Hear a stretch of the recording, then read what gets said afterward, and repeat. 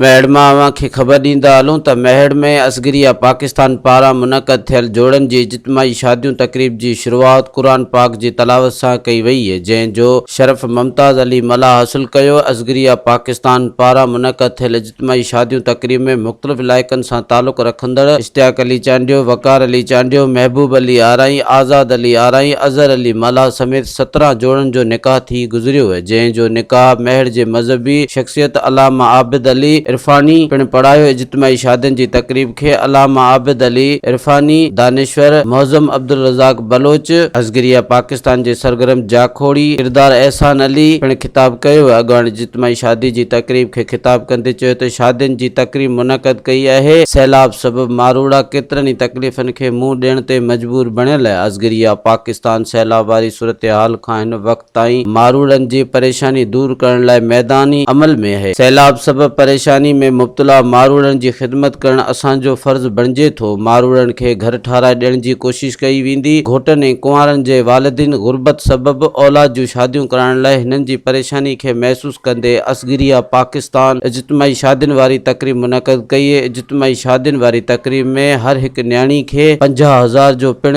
ॾाज ॾिनो वियो। इज्तिमाही शादी वारी तक़रीब में रईस महमूद खान खोसो, मज़हबी अॻवान, अल्लाह बचायो इनकलाबी, national press club Mahad, Sindh press club Mahad, आज़ाद प्रेस क्लब महड़, साफ़िन समेत घोटनि कुंवारनि जे वालिदिन समेत मज़हबी अॻवान वॾे अंग में शिरकत कई है। इज्तिमाही शादी वारी तक़रीब में मुनक़द थियल तक़रीब में आयल मौजूदनि खे सिंध जी सकाफ़त अजरकनि जा तोहफ़ा पेश कया विया। Soomro 3D wallpaper and PVC panel shop दे रहा है सबसे अच्छी सर्विस, बेहतरीन क्वालिटी के आला मयार वॉलपेपर और सीलिंग खूबसूरत डिजाइन और कलर्स में दस्तयाब है। हर किस्म के PVC वॉलपेपर्स और सीलिंग लगवाने के लिए हमसे राब्ता करें।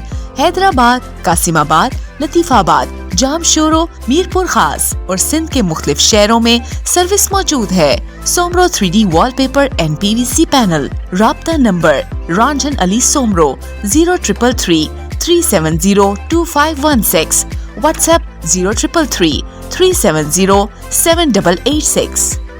मज़ीद ख़बरनि ऐं तफ़सीलात लाइ विज़िट कयो असांजी वेबसाइट www.awamiNewsHD.com ऐं ॾिसंदा रहो अवामी न्यूज़ HD।